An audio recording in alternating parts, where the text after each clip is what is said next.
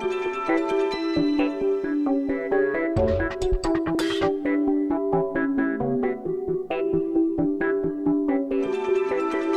m'appelle Olivier Ferlet, je suis père de famille, j'ai 2 enfants. J'exerce la profession de diététicien depuis 22 ans. Le diététicien est un spécialiste de l'alimentation, que ce soit de l'alimentation au quotidien pour tout un chacun dans sa vie ou pour l'alimentation des malades.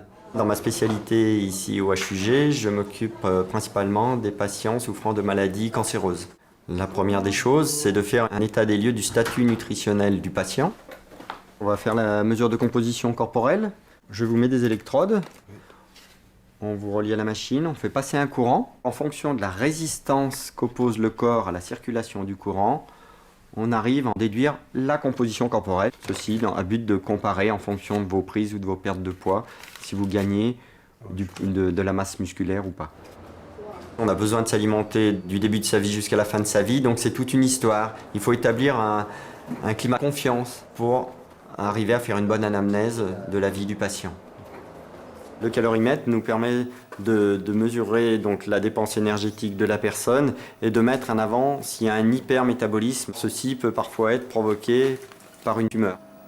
Le patient respire sous le canopy et l'appareil, en faisant la différence entre le CO2 expiré et l'O2 qui a été consommé, nous donne la dépense énergétique. Il y a 3 niveaux d'intervention en fonction de la dénutrition. Lorsque la personne est encore capable de s'alimenter, on complète par ces petites boissons. Lorsque la personne n'est plus capable de s'alimenter ou très peu, on lui pose une sonde nasogastrique qui passe par le nez, qui descend dans l'estomac, ou alors on lui met directement la sonde dans l'estomac et ensuite on passe ce type d'alimentation. Le 3e niveau, lorsque le tube digestif du patient n'est absolument plus fonctionnel, alors on utilise la nutrition parentérale, c'est-à-dire de la nutrition qui passe par la veine.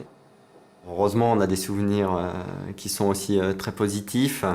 Là aussi, ce sera le cas d'une patiente qui avait une pathologie ORL, qui a aussi fait des complications suite à cette pathologie, qui ne pouvait pas s'alimenter, chez qui on a posé une sonde pour la nourrir, donc une sonde à demeure dans l'estomac.